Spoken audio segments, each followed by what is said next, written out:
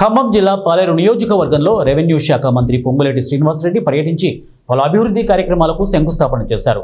ఈ సందర్భంగా ఏర్పాటు చేసిన సభలో ఆయన మాట్లాడుతూ రాష్ట్రంలో అభివృద్ధి కార్యక్రమాలు చేయడానికి కారణం ప్రజలే అన్నారు. తెలంగాణ రాష్ట్రంలో ప్రతి గ్రామంలో అభివృద్ధి తగ్గనీయకుండా ప్రభుత్వం పనిచేస్తోందని ఆయన తెలిపారు.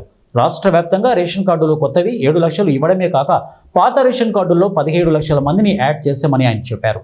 అర్హులైన ప్రతి ఒక్కరికి ఇందిరమ్మ ఇళ్లను ఇస్తామని ఆయన స్పష్టం చేశారు.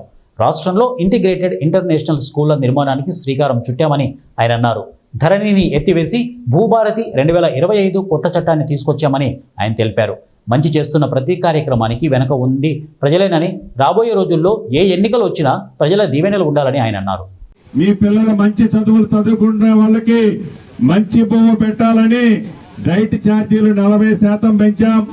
ఆడపిల్లలకి వారి తల్లిదండ్రుల మీద పాప భారం కావద్దు చదువుకునేటప్పుడని కాస్మెటిక్ ఛార్జీలు 200% పెంచాం.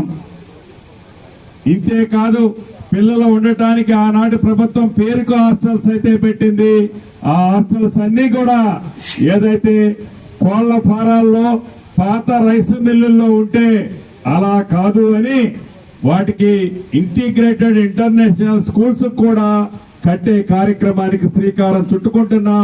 రాబోయే రోజుల్లో వాటిని కూడా పూర్తి చేసుకుంటాం. తప్పకుండా రైతును రాజు చేసే దాంట్లో కానీ, పేదవాడికి అండగా ఉండే దాంట్లో కానీ, 1 కోటి మంది ఆడబిడ్డల్ని కోటేశ్వరులు చేసే దాంట్లో కానీ, ఇలా ప్రతి కార్యక్రమము మీ దీవెనలతో ఉన్న మన ఇందిరమ్మ ప్రభుత్వం ఈనాడు చేస్తుంది. ధరణిని ఎత్తేసాం. భూభారతి 2025 కొత్త చట్టాన్ని తీసుకొచ్చాం.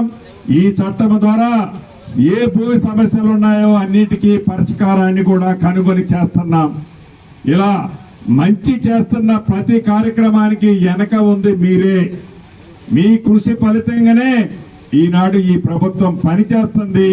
కాబట్టి రాబోయే రోజుల్లో మీ దీవెనలు, మీ ఆశీస్సులు ఏ ఎన్నికొచ్చినా తప్పకుండా మీ ప్రేమ అభిమానాలు ఉండాలని మనస్ఫూర్తిగా కోరుకుంటూ, ఇందాక గౌరవ కలెక్టర్ గారు చెప్పినట్లు ఏవైతే మనం శంకుస్థాపనలు చేసుకుంటూ పోవటం కాదు, శంకుస్థాపన చేసిన ప్రతి పనిని వీలైనంత తొందరలో పూర్తి చేయాలని కూడా అధికారుల్ని ఆదేశిస్తూ మీ అందరి దగ్గర సెలవు